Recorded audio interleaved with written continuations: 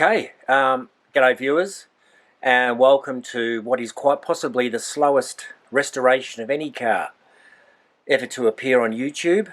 I apologise for that. The last month I've had little to no time at all to myself to indulge in any type of hobby whatsoever, let alone working on a car, but that's about to change. I've set aside next Sunday a full day. I'm going to work on the car, hopefully get it started.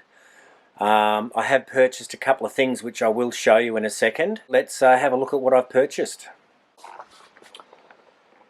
Okay, so quite possibly the most important purchase I have made is this wiring loom, under-dash wiring loom for a 1970 XR-7 with air conditioning and tachometer. Even has the fuse box there. Everything's original, all the connections are original. As you can see here, which is pretty awesome. And this was actually a subscriber, believe it or not. I think I've got like 10 subscribers or something, but anyway, doesn't matter. It's quality, not quantity. So I reached out, and he basically wanted to remain anonymous. Saw the problem I was having with the spaghetti western that was going on in the front of my car. So $70 US for these, and about $70 postage, so I could not be happier. Apparently tested and working. So I'll do a separate video where I clean and test this with electronic spray cleaner, rewrap all this here, clean all the wiring and the connections. So yeah, hopefully that's one major problem solved. So thank you to that subscriber, who you know who you are. So very much appreciated. Okay, another purchase, not quite as exciting as the under-dash wiring, but equally as important, is this fuel tank sender.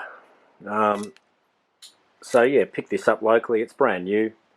Has the fuel warning light on it, which I think the Mach 1 Mustang had, and obviously is standard on the Cougar.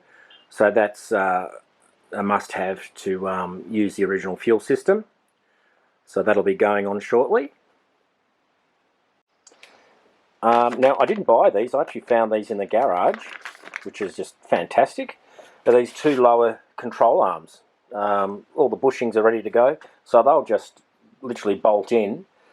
So if that's the case, I'm going to have to get the upper control arm, everything new on that as well. So, but that'll be down the track once I get the car started and maybe painted. But that was a nice find, so that's probably $300 saved at least. Okay, on to the next purchase. Oh, actually, before the next purchase, here's this original Snorkel. Now, this is specific for a 1970 car. You can see it's got the flared out flange on the end of the Snorkel there, so that the flapper works. It obviously needs a sandblast and a repaint, but that'll bolt straight on to the original air cleaner base. These are worth quite a bit of money in Australia because they're GT specific. I think for the XY, anything with a Cleveland, XA, Falcon. I've seen these go from anywhere up to $500, so that's nice to have. These are Volvo parts here, which quite clearly no one's interested in. Okay, next purchase. Okay, I'll open this box in a minute, but this is well, I think it's an important purchase. It's an electronic distributor, a Dizzy, that'll bolt straight into my car, which will bypass the well, the problem ignition I've been having. Now, I've come to the conclusion that the ignition box, digital ignition box there, is actually not working. And I managed to call, well, I found the place that I purchased it off. Still got the receipt. Spoke to the guy that works there. I forget the name of the place, Digital Performance Ignition in Nunawading in Melbourne, I think. And he's offered to fix it for me, because I think I will use that again, because I can remember how well the car ran with it on. But you know, if it doesn't work, I can just throw this... what's going on, boy? Something going on. So yeah, so I'll show you the new distributor. Okay, so there's the distributor. Now, it was a bit of a cheapie. Apparently made in Australia, which I'm not really sure if that's true, but anyway. Basically just a dual connection to the positive and negative on the coil. Has the 13mm drive gear here, which is a must for the early Cleveland engines. This one being a D block, early 1970.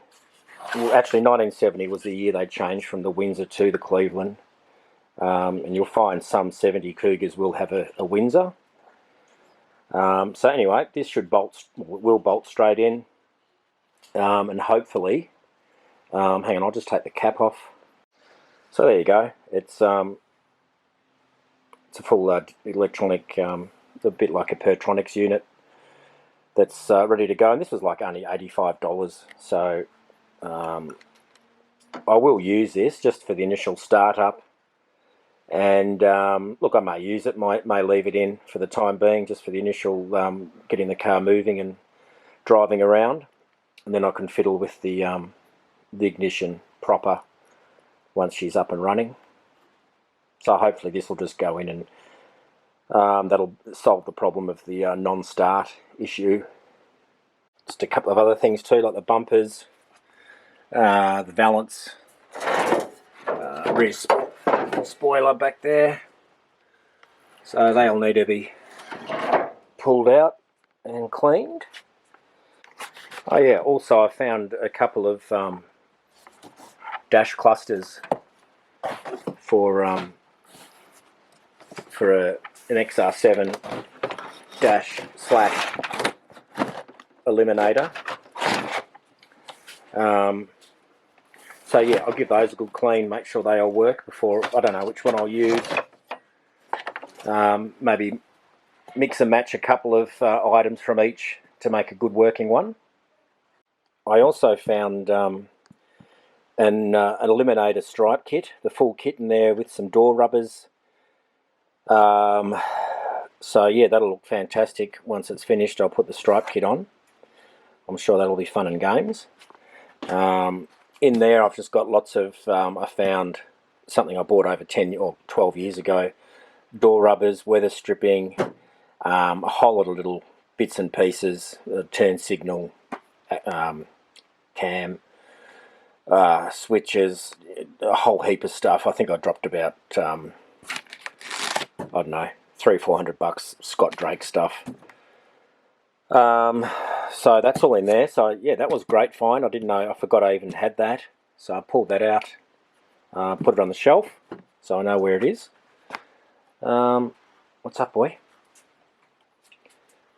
So that's about it for now. Okay guys, that's all I've got for this episode. Basically just letting you know that the project is still going, but I've had a couple of little hiccups over the last month. But that's all behind me now, so yeah, let's get this thing started. Because the weather's going to turn, we've probably got about six weeks of really good weather left in Australia. So I want to make the most of that, get all the body work done, the paint done. So yeah, see you in the next video.